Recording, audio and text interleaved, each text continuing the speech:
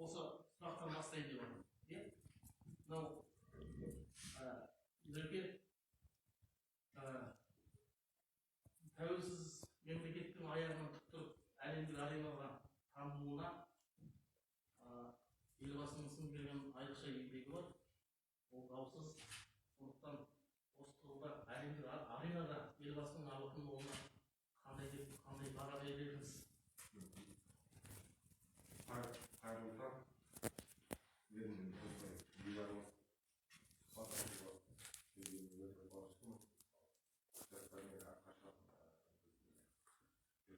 университетте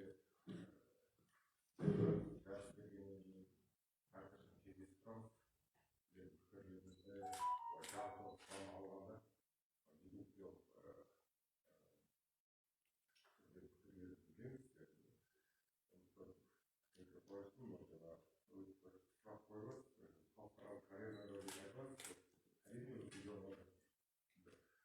Бұл мемлекетімізде қазір қоғамда егер де ең басты бағытты егер айқындайтын болсақ, ол бізде бастапқыда мемлекеттік көзқарас қалыптастыру, мемлекетшілдік неше түрлі әртүрлі алып қашпа пікірлер біздің елбасымыз туралы айтып жатыр, бірақ оның бәрі жұмысқа бермейді. Неге әркім әртүрлі айта береді. Мен 2007 жылы Куба аралында болдым. 2007 жылы сапармен Куба аралында болдым. Сонда шала испан тілінен сауатым бар. Сол тілмен жаңағы сұхбаттасып көремін. Қазақстан білесіздер ме? Қазақстан десем. Сонда Қазақстанда олар бокспен Назарбаевты ғана біледі. Ол кезде алтын жоқ. Ол кезде Кубамен кездесті. Командалық кездесулер өткізген спорт. Кубадан кейін Қазақстан шығатын еді. Сонда қараңыздар енді, деңгейлестіріп, бәрібір елбасымыз айтып жатыр. Сондықтан халықаралық деңгейде айтқанда да, Қазақстан деп айтса, шетелдер міндетті түрде қасында белгілі сияқты біздің елбасымыздың есімі аталып тұрады. Оған өте қуаныштымыз. Сондықтан егер де шын осы елді сүйетін болсаңыздар, елдің ертеңіне алаңдайтын азамат болсаңыздар, сіздер осы біздің қазіргі жаңа тарихымызға үңіліп, оның әрбір бет-бетіне ерекше назар аударып оқысаңыздар, ол жерде де жаңағы біздің елбасымыздың істеген еңбегі бәрі көрінеді. Әрине болады. Мемлекет болғаннан кейін әртүрлі көзқарастар, оны да қалыптастырған, біздің жаңағы еркін ойлануымызға, еркін келіп осы бір-бірімізбен сөйлесуге бәріне қарсаңыздар, осы мемлекеттің жаңа тәуелсіз Қазақстан іргетасын қалаған кісі біздің елбасымыз. Сондықтан ол кісінің мысалы, ол кісі мен өзім әкем ретінде қабылдаймын. 11 жылда әкем қайтыс болды. Библиотекасы болған әкемнің үйде. Сондықтан бала кезден кітаптардың арасында өскеннен кейін школаға дейміз. Көкірегіміз оянған шығар бір сұрақ. Сондықтан ойлаймын, егер әкем сияқты қабылдаймын да, мысалы. Сен әкесін ешкім таңдамайды. Әкені ата-ананы ешкім таңдамайды. Отанды да ешкім таңдамайды. Сондықтан оны өзінің бір жақынымдай көргеннен кейін бе, әрине ол неше түрлі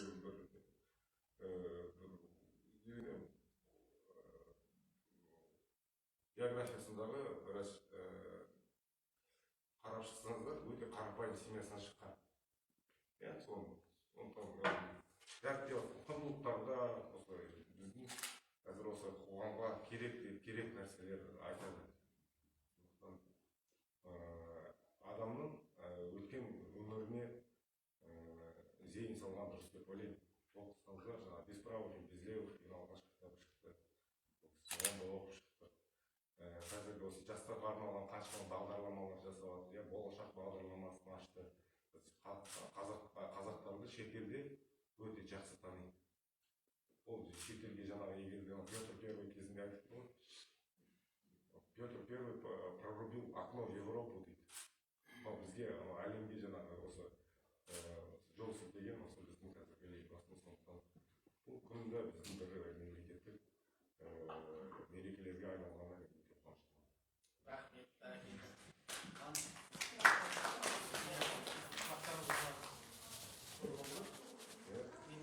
Интерактив жасап отырайық. Еркін форматта кез келген сұрақты өздеріңіз көкелерді міндетті түрде осы бүгінгі тақырыпқа арналмаса да мүмкін біздің істеп жатқан қызметімізге жаңағы журналистика саласы, телевизия саласы бәріне қойсаңыздар. Жәке жаңағында кім айтты? Нұрекең айтады, қаншама бағдарламаларда, жобаларда дүниеге әкелді елбасымыз. Соған байланысты сол бағдарламалардың өміршеңдігінің сыры неде деген сияқты сұрақ қойса, мысалы. Жақсы, қош көрдік. Құрметті жастар, жастар, алда келе жатқан мерекелік құтты болсын. Қыстың алғашқы ай, алғашқы күні елбасы күніміз. Сонда да біздің енді елбасымыз Қазақстан үшін көп дүние жасады деп айтуға негіз бар. Себебі шынында маған осы жерде маған кімнің мұқтажхан төрт ана деген өлең есіме түседі. Туған жеріміз, туған тіліміз, салт дәстүріміз, сосын тарихымыз, иә? Туған жерім түп қазығым айбыным, туған тілім сатылмайтын байлығым, туған дәстүр салт санасы тірегі қадамыма шуақ шашар үнемі, және туған тарихы еске алуға қаншама ауыр әрі қасіретті болса да құдіретті өз төрт ана тағдырының тынысы, төрт ән үшін болған күрестердің ұлысы дейді. Шын айтқандай мысалға туған жеріміздің шынында өзі елбасымыздың ең бір тарихи жасаған ісі жеріміз мынау кең байтақ әлемдегі тоғыз жұрын болатын қанындай жерін сақтап қалған еліміздің территориясын бекітті. Не жасады ғой білесіздер. Өзбекстанмен арада мысалы кейбір ауылдарда кейбір үйді ортасынан мысалы ас үйі Өзбекстанда жатса төргі бөлмесі Қазақстан шекарасынан осындай шаруалардың бәрін шешіп былайша айтқанда қазір қазақтың жері тұтас былайша айтқанда жердің тұтастығын бізге белгілеу керек. Солай емес пе? Туған жеріміз ол қашанда болсын ыстық. Себебі мен де жаңа айтқандай 2014-15 жылдары Қытайға бардық. Біз университеттің атын Жәкең Жандос Қожахметов танисыздар ғой, Смағұл Жандос Қожахметов. Сол кісімен 14-ші жылы Құлжа қаласына, Құлжа, Үрімші, не жаққа қарай, Тибет жаққа қарай сол жақтарда біраз арыладық. Қазақтар тұратын аймақта. Содан кейін бір тағы жылдар не жақтарға қарай ішкі Қытай жаққа. Сондағы шынында да туған жердің, туған елдің, отанның деген сағынышты сол жерден байқайсың да. Себебі шын, өзің елден тезірек былай шықсаң, бір елін сағынып бір мысалға ондай бірінші курс студенттерде көп кездеседі. Қазіргі мысалы бір жыл бойы студент болып үйін сағынып, көз жасын, әке-шешесін сағынып, үйіндегі қарапайым заттарды, кітабын бәрін сағыну енді. Күн сондай сағынышсыз көрмейді. Себебі шынында да үлкен жер дейді, біздіңше үлкен жер, отан, оның ішінде біздің елбасымыз енді сөз жоқ. Ол жерде былай алақандарында маңызды айтып жүр. Бір жағынан оның да жөні бар. Себебі елбасымыз әлемдегі қазіргі Барак Обама, тағы басқа сияқты танымал тұлғалармен тұратын үлкен бір ұлы саясаткерлер. Осы мақсатта жаңа бірінші туған жерінің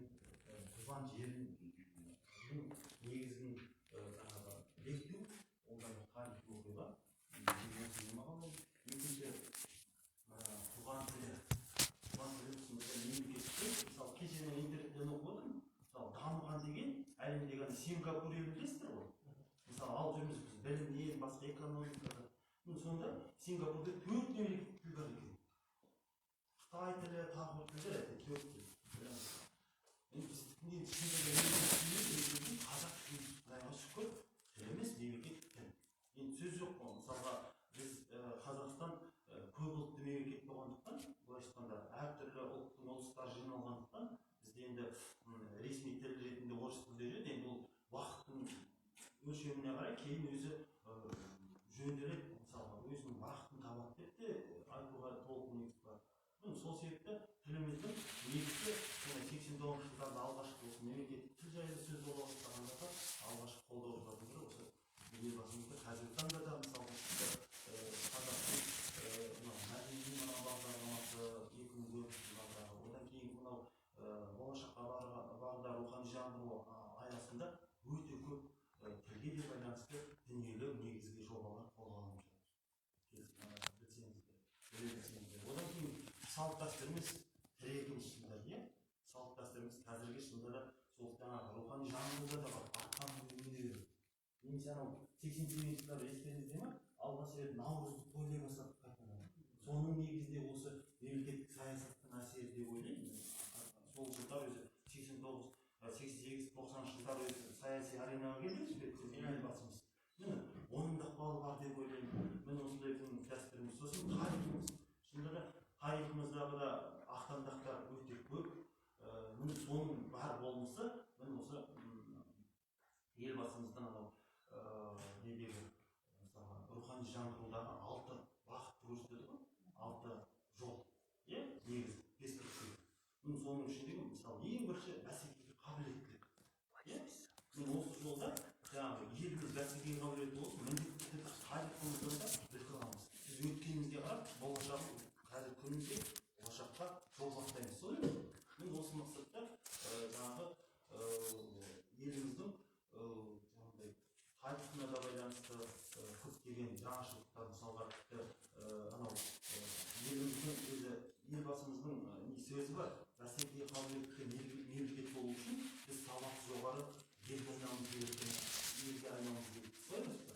Мен осы мақсаттан 100 гектар әлемде осы рухани жаңғыру аясында 100 гектар әлемдік классиктардың туындылар, оның үстінде философиясы бар, тілі бар, әдебиеті бар, діні бар, тілі бар, қайсы белгілі салалардан таңдау арқылы оларды қазақ тіліне аударып, өзіміздің қазақ ортаға танытып көрсету.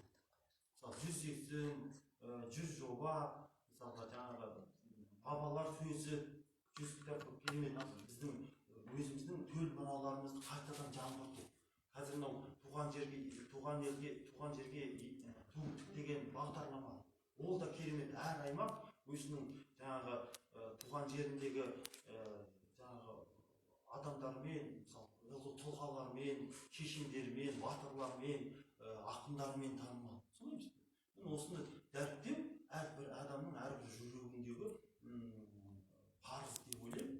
Осы жолда елбасымыздың да жалпы халық болып бірігіп осындай 30 елдің қатарына, мысалға 50 елдің қатарына 2030 жылғы стратегия, 2050 жылғы стратегияларында басты мақсаты ол ұлт болудың, ұлт болып мынау өркениетті дамыған елдің қатарында көріну мақсаты. Осы мақсатта әркімнің мақсаты сияқты ғой, отан отбасынан басталады деген сияқты әрбір адам өзінің алдына осындай бағытта мақсат қойса, кейін ол былай жалпылама қолдаудың арқасында бұл әлемдік деңгейдегі бәсекеге қабілетті елге айналатындығымыз ақиқат. Сол себепті осы жолда қайсымыз болсын тынбай өзіміздің бойымыздағы күш-жігерімізді соған сарп етіп, қашанда осылай биіктерден көріне берейік. Сол үшін мерекеміздегі сұрақтарыңыз қызықтырады, өзіңізді тебелететін сауалдарыңыз бар ма? Мені тебелететін бір қызықтыратын бір сауал бар. Мынау қазіргі тәуелсіздіктің арқасынан бір екен. Журналистика саласы қарыштап дамып кетті. Бұрынғы халықта жүрген кеңес өкіметінен келе жатқан журналистер қазір мынау заманның ағымына ілесем де күнде жаңалық, ал сіз осы медиа кеңістікте үлкен тұлғасыз. Сондықтан сол журналистика саласындағы ноу-хау деймін, жаңалықтар туралы айтсаңыздар жастарға.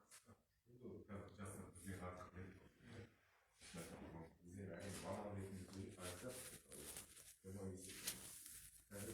газетке жазу науқан деп отырсыз. Газетке жазу науқан деп отырсыз.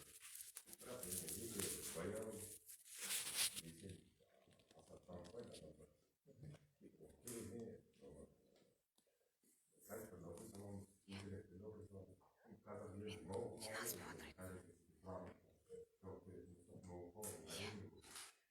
қазір енді елінің қарқындап дамып кетуінде әлі аудиториямызда есе алмай жатыр. Әлеуметтік желіде бәріңіз отырасыздар ғой? Бәрі отыр ғой? Кішкентай балаларыңыз да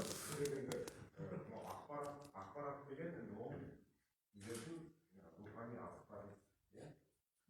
Күнделікті сіздер ақпарат тұтынбасаңыздар, біздер онда көп жүріп жатқан қоғамда болып жатқан саясатта, экономикада болып жатқан пікірлер сықыластар. Сондықтан ол ақпарат көзінде өзіміздің гигиенамыз бар. Жалпы егер де ақпарат жайлы айтатын болсақ, оқырман деген негізі оқырман иә. Автордан да оның құзыры биік тұрады. Өйткені сол мысалы ақындардың, жазушылардың жазған ойын егер де оны біреу түсініп оқымаса, оған өзінің тиісті бағасын бермесе, онда жаңағы жазылған сөзді, айтылған ойда бәрі жетім болып қалады, білесіздер ғой.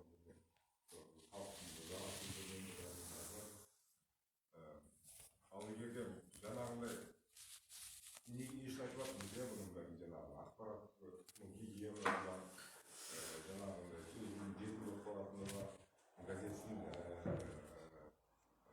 жазу науқаны деп айттық та, осы үш айтылған ойдың қандай ортақ түйіні бар иә? Қазіргі ақпарат ағыны сондай бір сел сияқты ағып жатқан кезде, егер де сіздерде ішкі сүзгілеріңіз болмаса, жаңағы ақпаратты сіздерге керек қана ақпаратты алып тұтынып, сол өздеріңізге керек қана затты алмасаңыздар, онда ертең сіздердің мысалы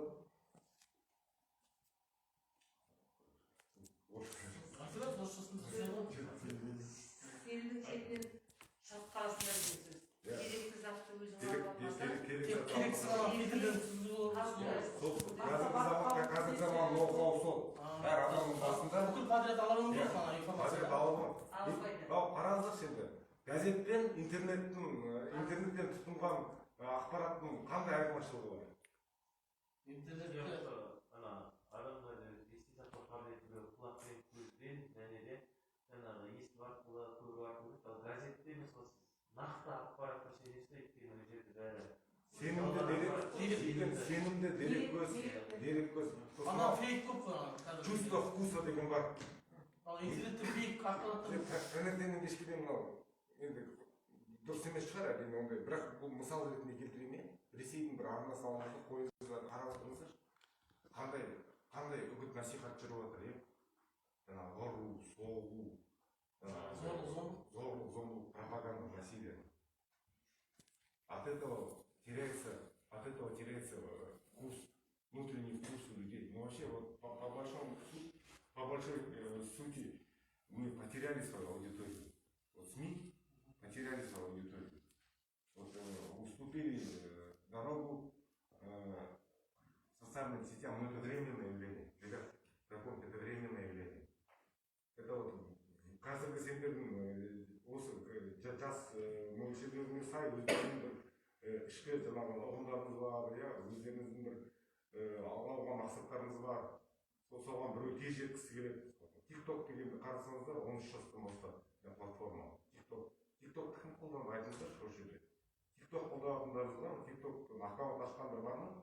Сізде бар ма TikTok-тың жаңағы TikTok-тың енді оның қандай мағына береді, қандай не шақ, жаңағындай өзі невербалдық тілмен үш бір қимылмен өзінің ойын жеткізу керек, сондай бір несі бар, иә? Оның ар жағында, оқудың ар жағында қандай? Қысқа нұсқа. Қазіргі жаңағындай лангрид дейді, ұзын посттар, оны ешкім оқи көрмеді. Много букв, я не могу читать. Жаңағы оқырманның сапалы болу неге байланысты?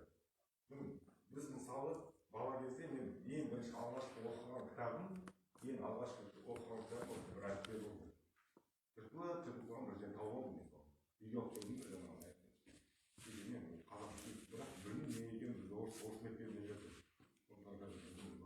Кішкене ассимиляцияға кетіп қалдым.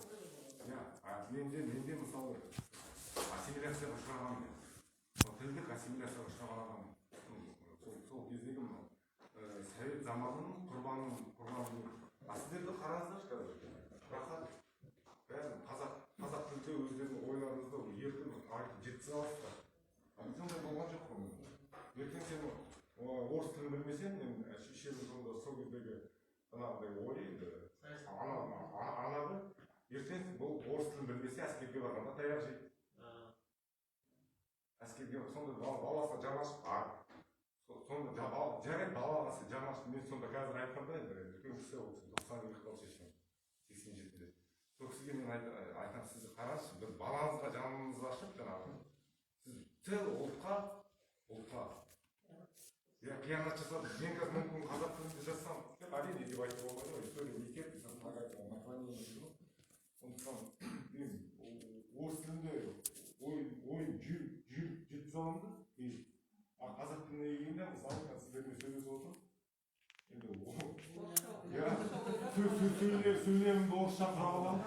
Соны сіздерге жеткізгенше қазақша скорость, моторика мышления, она у меня уже не та. Қайрекелді қазір жай ғана отырады да шарқымен қатыстыруы мүмкін. Қазақ тіліңізді. Жақсы. Сізден сұрақтым? Ал енді құрметті жастар, мына жерде жасап отырсыңдар. Бір өзбақтағы орталық қалалық кітапхана. Білетіндерің бар, мына жастардың ішінде келмегендері бар шығар, сондықтан мен кітапхана жайында айтқым келеді. Сендер осы кітап арқылы өздеріңмен дәр аласыңдар. Мына елбасының қай кітабын, қай жағдайын алып оқысаңдар да, неден бастаған, кітаптан бастағанын көріп қалар. Қандай осы біздің дарынды ақындарымыз Абайды алып оқы, Пушкинді алып оқы, Лермонтовты алып оқы, кімді алып оқысаңдар, білімнің бәрі осы кітапта екенін білесіңдер. Сондықтан мен жастарға айтар едім. 1 сағат уақытыңды мынаған өткізбей, 1 сағат уақытыңды мына кітапқа өткіз. Мынаны ашып, парақтап оқығаның сенің есіңде жақсы сақталады. Мынадан оқығаның сенің бір 5 минуттан кейін сен не оқығаныңды ұмытып қаласың, өйткені сен келесі ақпаратты көресің. Сізде осыны қосып тура осы ойынды қосып өте дұрыс айтып отырсыз. Осы біздің қазіргі қоғамның мәселесін күретамырын көз бастыңызды. Міне, кітаптан оқып, мәгізден бұрын, 2 әріп оқысаңыз, сол сіздердің жадыларыңызда в памяти вашей остается монументальное, фундаментальное знание. А мынадан алып оқығандарыңыз, мынадан алып оқысаңыздар, ол бір күн, 2 күн мүмкін сіздердің жадыларыңызда қалуы мүмкін, бірақ 2-3 күннен кейін ұмытып кетесіз. Неге? Өйткені Google-да бар, онымен любой кез келген уақытта тауып аламын дейсіздер да, сонымен жаңағы сақталуға кешіріңіз. Сондықтан да барлық білім, барлық жастар, сендерге барлық жағдай жасалып отыр. Міне 19 жылы жастар жылы деді, жастарға қаншама жағдай жасалды. Ашасың да, бизнесіңді аш, ол үшін сен не істеуің керек, сен оқуың керек, халқыңа көмегің тисін. Саған барлық жағдай жасалып тұр, қай жерден оқимын дейсің ба? Міне интернет классқа барып оқы, бірақ сен кітап алып оқығандай болмайды. Естеріңде болсын. Балалар, мен қатты айтатыным, барлық білім кітапта, кітапханаға келіп, 2 сағат уақытыңды өткізіп, осында сен 2 сағатта қанша затпен нәрленесің. Сол оқығаныңды үйіңе жеткенше көзелегіңнен өткізесің. Жаңағы шығарманың ішіне кіріп кетесің дағы, сол оймен сен жүресің. Міне, біздің елбасымыз бізге қаншама жақсы жағдай жасады жастарға. Болашақ бағдарламасымен шетелге барды. Шетелге барып, қазақтардың кім екенін танытты. Қазақтың кім екенін шетелде бүкіл Европа, бүкіл материктің бәрі біледі. оның бәрі неден шығып жатыр? Білімнен шығып жатыр. Жастар жалқаулықты қою керек, ұйқыны азайту керек. 1 сағат үйде ұйықтағанша 1 сағат сен келіп кітапханаға кітап оқы. Сен өмірге, болашағыңа үлкен бағыт аласың. Біздің кезімізде әке-шешемізде біз әдеби кітапты сабақ оқы деп сабақтың арасына тығып оқытырмыз. Әзхан Нұршайықовтың махаббат қызық мол жылдар. Осы абай жолдарын біз кітабымыздың арасына тығып, алгебраның арасына, әдебиеттің арасына тығып қойып оқытырмыз. Сол кітаптарды алып қазір қайтадан оқып отырғанда, сол балалық шақтағы оқығанымыз ойымызға түседі. Сондықтан да мен кітап оқуға шақырамын. Білімді бала, білімді адам ешқайда кетпейді. 1990 жылдары қандай жағдай болды? 86-дағы жағдайдан кейін 90 жылы жаңағы 91 жыл 1 желтоқсанда елбасымыз Қазақ социалистік мемлекетінің президенті болды. 10 желтоқсанда Қазақстан президент деген атаққа шықты. Міне 10 желтоқсан 1991 жылдан бастап Қазақстан мемлекеттік президенті болып осы Қазақстан президенті болып кетті. Ал оған дейін біз СССР дегенде естіген бар шығар, көргендерің бар шығар. Міне сол мемлекеттің орсауына шығып біз жалпы мемлекет Қазақстанның кім екенін әлемге таныта білдік. Қазақстан арқылы жаңа айтып отыр ғой, арендада боксты біледі, одан кейін Назарбаевты біледі. Назарбаев біздің бүкіл Қазақстанға елді, бүкіл әлемге Қазақстанды танытты. Енді соны әрі қарай әкететін жастар. Барлық жағдай, қиындық жастар өз қолдарында. Оқисың ба, білім аласың ба, ертең жақсы азамат боласың, бизнесіңді ашасың, семьяңды отбасыңды асырайсың. Ал оқымасаң, білім алмасаң, ешқайда кете алмайсыңдар. Біздің жастар мынадан аулақ болыңдар. Бұл бір уақытша жағдай. Бір күн болсын, мен келген бетте орталық Қазақстанды түгел аралап қарап шығам. Қандай мақала шықты, бүгін қандай тақырып шықты, кәні кімдер болды. Кешегі шыққан орталық Қазақстан, мысалы Нұр Отандағы бүкіл жаңағы облыстық мәслихаттың тізімі шықты. Кімдер сайланды депутат болып? Кәні деген сияқты сондай заттарға сендер қызықпайсыңдар балалар. Осыған қызығыңдар. Газетті бір қағап ішіндегі мынасы жақсы екен, мынасы жақсы екен деген мағлұмат есіңде қалады. Есіңде қалады. Ал енді осы кітаптың әншісінде біздің уақытымыз болмай қалады кітап оқуға. Жасыратын жоқ. Әрқайсымыздың өзіміздің жеке жұмыстарымыз бар. Бірақ арасында осыдан кетіп барысында бір кітапты ала кетіп, жатар алдында соны бір шолып қарап өтеміз. Мына Бауыржан Момышұлымыздың 110 жылдығы алдымызда келе жатыр, білесіңдер олар. Осы кісі туралы жазылған кітапты оқыдыңдар ма? Қайсыны оқыдың айтыңдаршы? Аласапыранды оқыдыңдар ма? Міне, осыны оқитын нағыз жігіт сендерсің. Ай, балаларым-ау, қоғам сендердің қолдарыңда. Сендер ғой ертең болашақты жасайтын, сендер ертең халықты қорғайтын. Сондықтан да жігерлі болу керек, бетті болу керек. Төмен қарап отырмаңдар, ойларыңды ашық айтыңдар. Біз осы жағдайда жиналып отырмыз ғой. Не қызықтырады? Міне 3 адам келіп отыр. Міне Сарыарқадан келіп отыр. Жаңағы орталық Қазақстан интернет қарағанға қандай басылымдар шығады, не басыларың келеді, пожалуйста, мынасы беріңдер сұрап.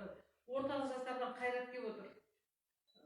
Каруден келіп отыр. Осы кісілерге қандай сұрақтарың бар? Сендерді не қызықтырады? Жоқ, сендерді ештеңе қызықтырмай ма? Жоқ, сендерді заставить етіп алып келме, жүріңдер барасыңдар деп. Ондайдан аулақ болу керек. Өз ниетіңмен, өз бағытыңмен келуге тырысу керек болар. Шындықты, жастықты ортаға шығып сөйлеп үйреніңдер. Осы кез үйренбесіңдер, қайдан үйренесіңдер? Қайдан үйренесіңдер? Еріктілер ғой, еріктілер. Еріктілер қоғамы. Біздің ерікті қыздар отыр. Биыл біз осы еріктілер жылында біздің ұжым өте жақсы жұмыс жасады. Мына жердегі неге барып, ардагерлер үйіне барып, Абайдың кітабын, қара сөздерін таратып 175 жылға байланысты. Соны тараттық. Одан кейін далаға шығып волонтерлар біздің жаңағы Абайдың қара сөздерін жеке шығарып алып, жеке прямо асырында қарын боран жүріп таратты осы мына қыздар. Сол күні өзі шығамыз деген күні белгілегеннен кейін шықтық. Сонда масқара суық болды. Міне, сондай суықтарда жүріп олар өздерінің кім екендерін көрсетіп, халыққа деген құрмет бір кішкентай. Біз ана кетіп бара жатқан орысты тоқтатып, соған жаңа Абайдың қара сөздерін бердік. Орысша, қазақша, ағылшынша жазылған. Мынаның бір сөзін болсын оқысыншы, үйренсінші де. Міне еріктілер сендер осындай жұмыс жасадыңдар ғой. Сол жасаған жұмыстарыңды айтыңдаршы, мен мына жерге бардым, мынау жақсы екен деген. Міне үйреніңдер осы. Жаңа айтып жатыр, шетелге барғанда, елге сыртқа шыққанда, өзіңнің еліңе деген сүйіспеншілігің артады. Мынау Қытайдың шекарасынан әрі асқан кезде, аман-есен ортама қайтадан оралсам екен деген адамда ниет болады. басқа шетелге аттап шыққан кезде аман есен өзі еліме жетсем дейміз. Міне онда осы әлі жассыңдар ғой, көресіңдер, ертең өсесіңдер. Сол кезде айтасыңдар, сол кісілер бізге айтып еді осындай бағыт деп. Сондықтан да балалар, кітап оқып қосаққан бізге жасап беріп отырған елбасымыздың барлық мүмкіндіктерін пайдаланыңдар. Оқы дейді, 13 жастан бастап, ол 25 жасқа дейінгі аралықтағы балалар қазір кейбір жерлерде бизнестерін ашып жатыр. Ол не? Ол оқығанның арқасы. Ол жаңағы алға тартылудың арқасы. Өзіне бар жағдай жасап отыр. Әкенің мойнына, әке-шешенің мойнына асылып, пенсиясын алып, екі аяғын бүйтіп салып қойып отырған азаматтар да бар. Әкемнің пенсиясын аламын мен. Өзін оқымағаннан кейін, өзін алдыға тартпағаннан кейін сондай болмайды. Сондықтан да бүгінгі біздің мынау елбасы күніне өткізіп отырған шарамызда ашық сұхбат болсын, өз ойларыңды ашық жеткізсін. Бір ауыз сөз болсын, айтсын деген бағытта сөйлесіп отырмыз. Осы бір алтын уақытымызды бөліп, осы бір жастар шешіліп айтсыншы деген бағытта жиналып отырған жағдай. Сондықтан да өз ойларыңды толық айтасыңдар. Енді мен қазір сөз кезегін алып, өзіміздің кітапханашы, өлкетану бөлімінің кітапханашы Махаббат Сейденова алып берейін деп отырмын. Қазір бұл жаңа мына жерде мына кітап босқа тұрмасын. Осы кітап жайында қазір сіздерге қысқаша мағлұмат айтып береді. Мына еліне қамқор елбасы деген жаңа кітапхана көрмесі осы жайында қазір қысқаша осы басылған қандай болған жайында сіздерге айтып береді. Өздерің алып отырып, осы парақтап ұстап көрулеріңе болады. Кітап көрмесіне назар аударсаңыздар, бұл еліне қамқор елбасы кітап көрмесін сіздердің назарларыңызға ұсынып отырмыз. Ондағы кітап көрмесіндегі біздің бүгінгі сіздердің назарларыңызға Нұрсұлтан Назарбаевтың өмірбаяндық кітабын ұсынғым келіп отыр. Бұл кітап Астана баспасы 2013 жылы Деловой мир баспасына басылып шыққан Астана қаласында. Бұнда жаңағы елбасымыздың әкесі жайында Әбіш Назарбаев, сонымен қатар Әлжан Назарбаева туралы өзінің отбасы жайындағы өмірбаяндық фотосуреттері көрсетілген. Нәждемен көріп тұрсаңыздар, Нәжде өзі бітірген мектебі, сонымен қатар Нәждегі өмірбаяндық өзінің жазған қысқаша нелері өмірбаяны, сонымен қатар бұл кісінің 8 жастағы оқыған аттестаты көрсетіліп отыр осы кітапта. Және де тағы да бір айта кетемін, мына жерде елбасымыздың жаңағы бүкілодақтық 21-ші конференциясы делегатының мадарына иеленген кездегі мынау үйлерін сіздердің назарларыңызға ұсынғым келіп отыр. Сонымен қатар мына жерде Нұрсұлтан Назарбаевтың фотосуреттері. Бұл кісі өздеріңіз білесіздер, спортпен көп айналысқан. Жаңағы атқа мінген, сонымен қатар гольф ойнаған, бұл кісі теннис, соның бәрін білесіздер. Және де мына жерде тағы бір айта кетерім, бұнда әртүрлі міне ел арасындағы болған фотосуреттері барлығы осы кітапта безендіріліп көрсеткен. Мына жерде жаңағы өзіміздің ардагерлеріміздің ортасында түскен фотосуреттері. Осының бәрі осы біздің Мұхтар Омарханұлы Әуезов атындағы озат кітаптан келіп алуларыңызға болады. Және де мына жерде тағы да елбасы сыныптастары деп аталады. Бұл кітаптың авторы Қызыл интересі бар. Бұл елбасының сыныптастары 2013 жылы Шымкент қаласы Алтын Ұя баспасына басылып шыққан, 165-тен тұрады. Бұндағы жаңа елбасы сыныптастар кітабында Қазақстан Республикасының тұңғыш президенті елбасы Нұрсұлтан Әбішұлы Назарбаевтың балалық шағы және де өзінің өскен ортасындағы құрбы жаңағы жолдастарының ортасында өскен әрбір естеліктері. Мына жерде міне тағы көрсететін Нұрсұлтанның менің сүйікті шәкіртім болған дейді. Бұл кісі жаңағы елбасымыздың ұстазы болған. Және мына жерде айта кетемін, мына жерде елбасының ұстазы Сейітхан Исаевқа құрмет белгісі орденімен марапаттап жатқан кезіндегісі фотосуреттері. Осыны қазір кеш соңында келіп, алып сіздерге ұсынып отырған кітап көрмесінен алуларыңызға болады. Біздің есігіміз сіздерге әрдайым ашық. Келіп оқуларыңызға болады. Назарларыңызға көптен көп рахмет. Жалғыз өзіміздің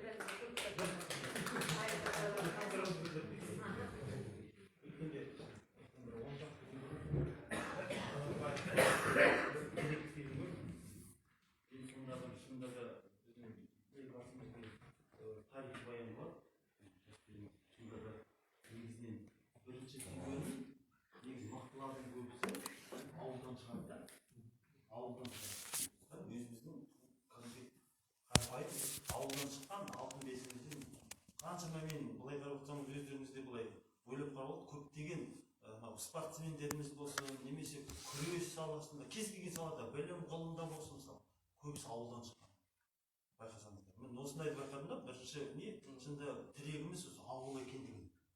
Қазіргі өзі ауыл шаруашылығына содан кейін мынау цифрлы Қазақстан дейді, ауылдық жерлерге де әртүрлі осындай мынау байланыс жүйелерін басқаны да орнатып жатыр. Жалпы өркениетті елдердегі бақыт сияқты көрінеді. Екіншіден сөз жоқ, бұл жерде адамның жігері, адам өзінің жігері, мысалға кісінің анау неде жүріп, одан кейінгі Украинаға барып оқып келіп, сосын мына Теміртаудағы Болат құйған жерде, бақытатын жерде 9 жылдай жұмыс жасаған екен. Сол кезде жаңағыдай өзінің еңбегінің шеберлігінің арқасында өзінің саяси аренаға, тарихқа әкелді да. Осындай былай қарап отырсаңыздар, әртүрлі осындай бағыттарды алып қарауымызға болады. Мысалға жаңағыдай адамның қалыптасуы үшін жаңағы кітап жайлы айтып жатырмыз, мысалға әркім бір өзінен бастау керек та, негізінен. Басты мәселе өзі біреуді сынау үшін, біреуге бір нәрсе ақыл айту үшін немесе мін айту үшін сен бірінші өзіңнен бастау керек та. Өзіңдегі сол сияқты мысалға кітап оқуда да, мысалы қазіргі таңда романдар оқылмай жатыр, кітап оқылмай жатыр деп айтып жатамыз. Олай емес. Ол оқырман өзінің бақытына болады да. Және де өзіне дәстүр қалыптастыру керек та осыны. Машықтық. Мысалға сіз күнде оқып емес, белгілі уақытта өзі арнайы уақыт бөлінсе, мысалға мен өзім солай қабылдаймын. Мысалы біздің үйде отбасы әйелі отбасы алған төртіншілер болсын. Бізде мысалы сенбі күндері дәстүр ұялы телефон бәрін сырт қоямыз, сосын кітап оқу дәстүр. 2 сағат, 3 сағат кітап оқимыз бәріміз. Сосын кітаптарымызды оқыған жерімізге дейін әрқайсысы өзі бір шайдың үстінде баяғыда еркін форматта кім не оқыды, не істеді. Сондай сияқты әркім өзі мысалы қалыптасса осылай, ол дәстүрге айналады да ертең өзіңіздің. Мысалы өмірлік принципіңізге айналады. Адам сол арқылы өзі қалыптасады. Осындай бағыттарды өздеріңізде әр жастар болғандықтан енді кім болсын, енді қазақ барлығы өзіміз, әр қазақтың несі мүддесі ортақ қой, бәріміз біріміз үшін, біріміз бәріміз үшін деген сияқты. Осындай принцип ұстанатын болсақ, сонда да еліміздің дамуы, еліміздің жаңағыдай үлкен аренаға шығуына бірден бір адам ол басты байлығы халық қой, адамның құндылығы. Осы мақсатта сіздерге де осындай кітап оқу дәстүрін бұрынғы кеңес одағындағыдай дәстүрді өзіңізге айналдырсаңыз, әрі жалғастырып, одан кітап білім бұлағы деп кітапта екіншісінде көп дүние кітапта жатыр. Өзіңіздің тәрбиеңізде, біліміңізде, жүріс-тұрысыңызда, менталитетіңізде барлығы осы кітаптың негізінде қалыптасады. Енді ол сіз қандай талғаммен қабылдайсыз, және талғамыңыз қандай соған байланысты. Сол сияқты өзіне бастайды. Жақын айтатын сонда біздің үйде менің ұлым бар, 11-ші сыныпта. Сол енді мына үлкен ағалармен таныстық болып, осы кісілердің әсері шығар. Кеше әңгіме айтып отыр мысалға. Бірінші бір ақын ағамыз, Ерік Нарым.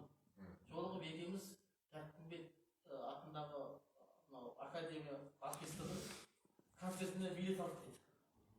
Осыны енді өнер ғой, классика, қазақ өнер. Сосын жолда келе жатып, Атамұраға соқтым дейді. Кітап дүкеніне. Сосын 3 кітап таңдап алдым дейді. Мағауин, Оралхан дейді. Сосын бір поэзия. Сосын соны үшеуін таңдап алып, сосын карточкамды бердім дейді, Каспийговтың дейді. Сосын кісі айтты дейді, мынау 4 номерін оқымай тұр дейді. Парольмен келген ғой, соны шатысып соны айтты. Сосын екінші рет айтты, онда кейінгісі бар деп тағы да 4 номерді айтты. Енді ғана ашқан ғой. Сосын айтты, бұнауды оқымай тұр деп. Енді үшіншісін айтайын ба десе айтты. Енді оның үшіншісін етсе бұлаққа қойылыққа бұғатталып қойып депті. онда тұрады өзі ерте келеді кетіп қалыпты. Сонда өз еркімен кітап алып жүр, біз айтқан жоқпын. Мына кісілердің әсері. Сондықтан кітап оқу деген, көркем әдебиет оқу деген ішкі мәдениет қой. Енді құрметті ағалар, кітапхана ұжымы, жастар, достар, енді ағалар шынымен екі заманның көзін екі заманның көзін көргенді бересіздер. Енді жастарға қазір насихаттайтын жағымыз бәрінде көп нәрсе былай оқып естігеннен гөрі жаңағы біздің анам айтқандай осы шынымен білім ол кітапта ол мынау әлеуметтік желіде ол ұялы телефонда ол тек қана ақпарат екен да. Негізі тек қана ақпарат, оны білім ала алмайсың, сен білімді кітаптан ғана аласың. Бірақ енді біз сіздердің замандарыңызды көрген жоқпыз да, сол үшін де мысалы ұстап білмегеннен кейін, көзбен көрмегеннен кейін, ол ортада болмағаннан кейін адамның бойында ол қасиет анау түртпей тұрады екен да көп нәрседе. Мысалы осы Шымкенттің ақыны бар, Қажымұқан Абзалов деген, соның айтқан сөзі бар тұғын. Осы батырларымыз дейді, туымызды да көк түске бояп кетті дейді, қызыл қанмен келгенді көрмес үшін дейді да. Туымыздың өзін осы көкке бояп кеткенде, мысалы жаңа елбасымыздың ерлігін айтып жатыр, әр заманның өзінің батыры болады мысалы. Елбасымыз да мысалы осы заманға туды, дүниеге келді, маңдайына жазғаны бойынша осы заманның ерлігін жасады. Яғни осы біздің шекараны шегеледі, яғни көп әртүрлі ұлт мемлекеттерін бір ортаға тоғыстырды. Бірақ сол замандарда мысалы 90 жылдар көп еститініміз техника заманы, білім заманы дейді. Бірақ никогда жастар заманы деген болмайтын. Осы Аллаға шүкір, осыны шынымен де осы тәуелсіздік заманда жастар жылы деген бір не бар екен да. Оның өзі біз үшін бір үлкен бақыт. Мысалы мен жастардың атынан да бір айтқым келетіні, менің қазір жасым 26-та болғанымен, мен 17 жасымнан бастап осы қатардан қалмай, осы ортадан бір қалыс қалмай, біреудің көргенін көріп киген ұстаған көргенде де болды да. Бірақ сонымен келе мысалы шаш үлгі болсын, киім үлгі болсын, бәріне қатты белсенді кіріп кеттік та, бірақ бәрібір ол нәтиже бермеді. Өйткені ол шексіз дүние екен да. Ол жалған дүние, шексіз дүние, ол сен қалай уақыт өтіп кеткен білмей қалады екенсің. Бірақ содан келе мен өзімнің ойымдағы мысалы ағалардың айтқан сөзінің жаны бар. Өйткені мен өз ойымша кітапқа кіре бастадым, жай ғана кітапта емес, бірінші айтысқа кіре бастадым. Оказывается, айтыста саған ақпараттар, мысалы сіздер мысалы кітапта нақты ақпараттарды алғанмен бейресми ақпарат бар. Яғни ел арасында жүрген әңгімелер, нелер, олар айтыста жеткізіледі. Саған түсінікті ретінде жеткізіледі. Сол үшін содан бір ақпараттар алғанда түсіне бастадым. Маған ары қарай кіру үшін кітап оқу керек. Одан кейін мен өзім сатираға жақын болғаннан кейін ойладым, осы Көпен Әмірбектің көрмейін десем көзім бар кітабы бар екен, соны көрейінші деп бір шолып шықтым, қалай аяқтағанын білмей қалады. Одан қызықтым, әрмен қарай көрейін осы батырлар заманы, шынымен де бұрынғы ғасырдың заманы қалай болады екен деп, сонымен де 5 ғасыр жырлайтын ашып бастап едім. Шынымен де қалай басынан бастап ортасына келгенін білмей қалады. Сол кезде, оказывается, іштегі біздің анау ДНК дейді ғой, қазақи ДНК бар. Бірақ оны түртетін дүние керек екен да, түртетін дүние. Содан мысалы сол түрткеннің арқасында мен уже жай осы өзімнің ортамнан жаңағы жастардың тілімен айтқанда Инстаграм, ВК, не деген позитив, не деген біз әйтеуір кит болып кетті ғой. Өйткені біз адасып жүрміз да, көп ақпарат, қайсысы не екенін білмейміз. Келеді шығып кетеді, анаған десін, бірақ көмектеспейді. Ал кітапта бір бағыт бар, бір нақты бір дүние бар. Яғни оқыдың ба, ойыңда қалады. Мысалы сіздердің біреулеріңіз классиканы жақсы көрсеңіз, классиканың бір кітабын алып оқысаңыз, мына кісі мынандай 25 жасында мынандай дүние шығарған екен ғой, әлемдік деңгейде деген дүние бар. Өзіңнен сұрақ туындайды. Мен ше, мен істедім 25 жасында. Сол кезде жай ойлана келе өзің мақсатың, сосын болашаққа деген мысалы өзің көзқарасың бәрі өзгереді түбегейлі. Сосын жай қоғам бөліне бастайды. Жаңағы сен жай қоғамнан белсенді қоғам, белсендіден уже нақты атқарушы қоғамға өтесің, сол өзің қызметін атқарасың. Мысалы мен 26 жасымнан 21 жасыма дейін жастармен бірге болдым. Жастар не істейді, соны көрейін істейін. Бірақ шынымен де ол ойдағы дүние, ол бәрі іштегінен шығады екен, бір күні бұрқ етіп сыртқа шығады. Сол кезде мысалы осы ағалармен қазір әріптес болып қызмет жасаймын. Бірақ бір түсінгенім, ағалар көрді ғой, оны білді. Яғни сен сол адамдармен сұхбатта, сол адамдармен қарым-қатынаста болған сайын, сен қоғамдағы болатын дүние сезінеді екенсің да, басқаша белсенді болғың келеді. Кетші бір анау тиктоктан бірдеңе түсіргеннен гөрі лучше осы туым жайын бірдеңе жазайын. Оны дұрыс оқымаса, алда бір мультипликацияны бірдеңеге салып қызықтыра алады екенсің. Яғни көзқарас өзгереді. Біз мысалы ағаларға мысалы кішкене сұрақ туындайды. әр заманның өзінің батыры болды. Мысалы Сұлтанмахмұт Торайғыров айтпақшы, қарағандыға қазақ көгіне өрмелеп шығып кім болам деді. Мысалы сен боласың, мен болам, біз боламыз деген жоқ. Мен болам деді, өрмелеп шығып кім болам. Яғни әркімнің жастардың бойында бір дүние болу керек сияқты. Мен бірдеңе істегім келеді деген сияқты. Сол секілді мысалы қазіргі сіздер мысалы 90-шы жылдардың нелердің батыры, оның ішінде мысалы елбасынан бастап батырлар көп, нақты өзінің батырлығын дәлелдеген. Ал жастардың арасындағы сіздердің ойыңызша мысалы ақпараттық дүниеде болсын, телевизиялық жобада болсын, немесе басқа жобада болсын, батыр мысалы қандай жастар батыр бола алады деген сияқты сұрақ қойғым. Батыр мысалы үшін бір қарапайым мысалға келсем, мен үшін батыр ол Елдос Сметов деген дзюдошы. Иә. Ауылымызда 16-шы жылы Ташкентте үлкен гранд-шлем деген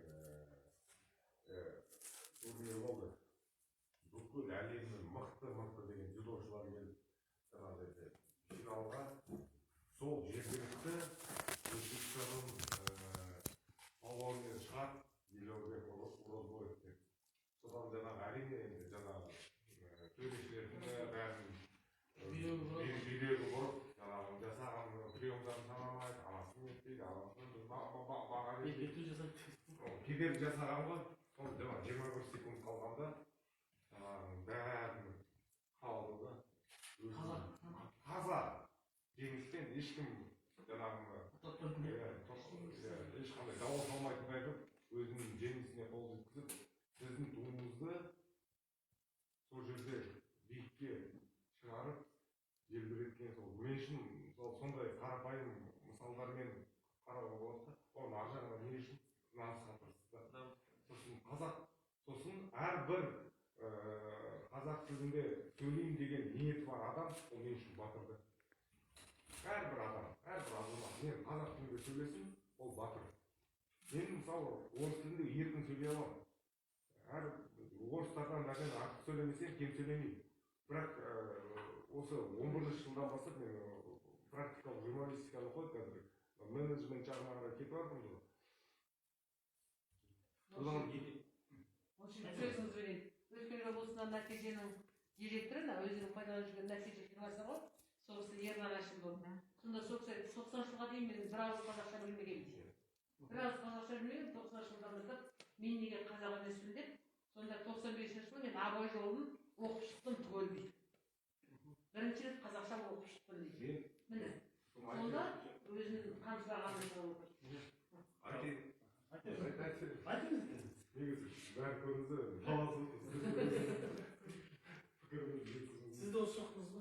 Мен де осы 11-ші жылы көріне отырған қазақ. 11-ші жылға дейін практикалық телевидение журналистикада орыс редакцияда жұмыс етемін. Өзім орыс тілі әдебиетінің маманымын. Мен бітірген, мен мұғаліммін кәдімгі орыс тілі әдебиетіне. Бірақ енді қазақ тіліне келгенде ол менің қанымда, гендік жадымда бар нәрсе бар. Мен егер оны сөйлемесем, егер мен оны қадірлемесем, жаңа Жәкен айтты ғой, әркім өзінен бастаған дұрыс. Әркім өзінен бастаған. Шәкәрім біздің атамыз айтып кетті ғой. Біреудің мінін келгенше, өзімен алыс өлгенше дейді. Сондықтан әр адам өзінің бойынан күніне бір кемшілік, ақаулық бірге тауып алып сонымен күрессе, одан асқан мәдениет жоқ ешкім. Бауырымыздың дұрыс айтты. Батырлық, әр адам батыр болды. Білесің бе, тарихта білсең, жоңға шапқыншылығы қай заманда болсын, қазақтар шыны керек көшпелі болды, қай сайда. Жау келді десем, әр сайдан өзі сайланған батыры, әр елдің, әр ауылдың өзінің батыры болды. Сондай батыр қазақтың генінде бар ол. Әр қазақтың бойында жатыр қазір таңда, шыны керек. Қазақта бар, қанында бар, генінде бар дүние, батырлық. Тек Құдай бастап емесін, жаңағыдай соғыс болмай қойсын. Біз қазіргі елбасымыздың да мемлекеттің саясаты сол ғой. Біз революциялық жолмен емес, біз эволюциялық жолмен дәлелдеуіміз керек. Көрсі. Мен осы салада біздің ең қазіргі басты нәрсе, жаңағыдай әр адам сол батырлығын өзі білекті бір жақ, білікті мың жырғап дегендей, батырлығымыз сол интеллектуалды санамызбен, білімімізбен, парасаттылығымызбен көрсетуіміз керек та, әр адам.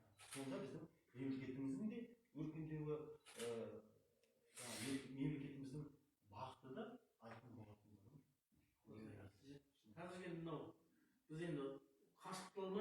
глобализация деген бар ғой. Жаһандану. Сол жаһандануда ең ұлттық рухы, менталитеті мықты ұлттар ғана тарих сахнасында қалады. Қалғаны сол алпауыттардың аралынан түшкіріп кетеді. Ал енді ұлттық рухын менталитетіне ол жаңағы тілі, жаңа айтқан бүкіл салт дәстүрі, тарихы, ділі, менталитеті бәрі соған жатады. Сондықтан ұлттық рухтан нәр алу үшін, өзге елдің алдына жүгіріп кету үшін, әрқайсымыздың жаңағы осы кітаптан білімнен бастауымыз керек. Болашақ білім мен ғылымда ғана. Қай елдің білім мен ғылымы дамыды, сол ғана. Ғылым таппай мақтандар, орын таппай мақтандар. Былай қарасаңыздар, бала кездегі Ал енді мынау межелеген уақытымызда таяқ қалды. Осындай мөлшерлі шамалы уақытта біраз дүниені қозғап, біраз дүниеге көзді жетті деп ойлаймыз. Келгендеріңізге, қатысқандарыңызға мындағы алғыс айтамыз. Бір ауыз қысқасыға түйінді сөздерін айтсын ағаларымыз. Және жаңағы Жандос Қожахметов бұл кісі волонтерлерді алып келген жетекші. Бұл кісі әріптесіміз филологияда сазарқын Жәкеңдердің шәкірті. Есіңізде ме? Жәкеңнің айтатын сөзі бар, мысалы, сөзінің жаны бар, Жандос Смағұлов деген болды ғой, Абайханның. Иә. Сол кісінің айтқан сөзі бар екен. Бәрі де сендерге қалды. Сол кезінде Жәкеңдер кезде жастар сіздерге. Бәрі сендерге қалды. Сондай шынында да ол өмір өзінің дегенін етіп, бәрі суреттерге жаз, ертең сол өміріңіздің тұлғасы. Сіз әрқайсыңыз бір тұлға ретінде ертең өмірде өз-өзіңізді қаласыздар. Солай ма? Осы мақсатта шынында да жаңағы еліміздің өркендеуі ол бәріміздің қолымызда. Ол жасы, кәрісі, ешқандай жас ерекшелігіне қарамай, дамуындағы басты бағытын әркім өзінің үлесін қоса білуі. Мен жастарға сенеміз. Оның ішінде Абайдың, жаңа біз айтып жатырмыз да, Абайдың сөзі бар ғой. Сенбе жұртқа қанша мақтап, әрекет ет ішінен қол ұсатпа. Өзіңе сен, өзіңді алып шығар, еңбек мен ақыл екі жақты. Көрдіңіз? Бірінші еңбек және ақыл неше сөйлепті өзі. Құранда да бар екен. Мені ақылмен қабылдаңдар, ақылмен жақын боласыңдар. Құранның өзінде. Ал айтып, егер сіздер қысқа түйіндер түйін айтыңыз,